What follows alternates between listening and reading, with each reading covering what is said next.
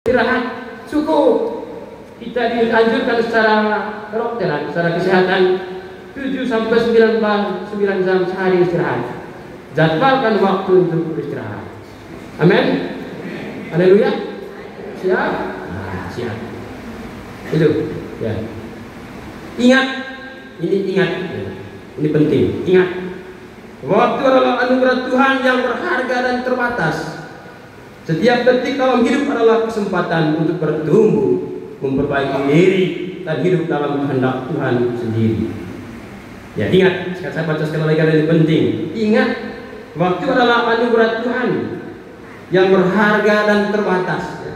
Setiap detik dalam hidup adalah kesempatan untuk bertumbuh, memperbaiki diri, dan hidup dalam kehendak Tuhan sendiri.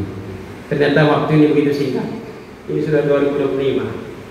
Saya juga tidak sadar sudah sekian, sudah umur mau 47. Saya pikir baru 17 kalau sudah 47. Waktu begitu cepat, begitu singkat. Dan gunakan waktu ini sebaik mungkin untuk hal-hal yang berkualitas, jangan untuk hal-hal yang tidak berkualitas. Amin. Sebagai motivasi. Ya. Hiduplah seolah-olah Tuhan datang pada hari ini. Matius 25:13. Tadi saya bacakan Injil itu. Injil Matius 25, 5 gadis bijaksana dan 5 gadis bodoh. Tuhan hadir setiap saat di hati kita. Namun seringkali kita tidak sadar bahwa Tuhan sudah sedang lewat. Ya, Tuhan lewat bisa melalui orang sakit, bisa melalui orang gila, melalui sesama. Dan begitu orang lewat minta kita, padahal uang kita banyak, kasih 1.000 saja pun boleh. Sudah begini mulut pun ikut. Ya, penting. Ya, hiduplah seperti gadis bijaksana, gadis yang sebagai gambaran orang-orang yang selalu siap sedia untuk menantikan sang mempelai. Siapakah sang mempelai? Yesus. Ya, kita mesti menjadi seperti 5 gadis bijaksana yang selalu mengatakan siap menantikan kedatangan Tuhan dengan cara berbuat baik, beribadah, mengamalkan cinta kasih. Itulah sikap berjaga-jaga dan bersiap-siap kita. Dan kita dianjurkan jangan menjadi 5 gadis bodoh. 5 gadis bodoh kerjanya tidur. Ya. Begitu dia sadar orang sudah duluan.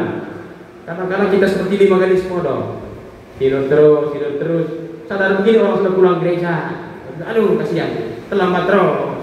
Karena tidak mengatur waktu dengan baik. Ya, tidak memanajemen waktu itu dengan baik. Ya, akan selalu terlambat. Ya, ketika mereka masuk ke ruang pesta, jawaban dari dalam, aku tidak kenal kamu. Itulah akibat dari orang-orang yang tidak berjaga-jaga dan bersiap-siap. Sementara 5 gadis apa tadi itu?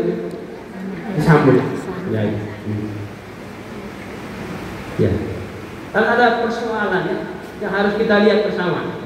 Di sini dikatakan persoalan saling mengoreksi penting ya. Menasihati sesama saudara.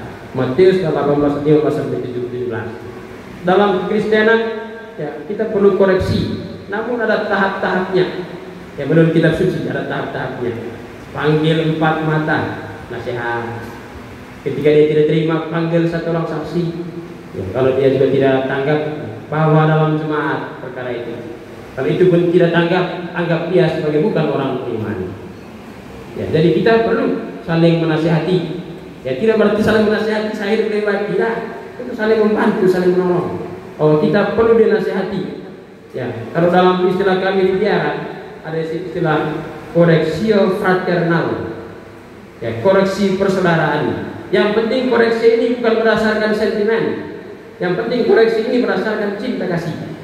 Akan ada beda koreksi yang berdasarkan sentimen dengan koreksi yang berdasarkan cinta kasih.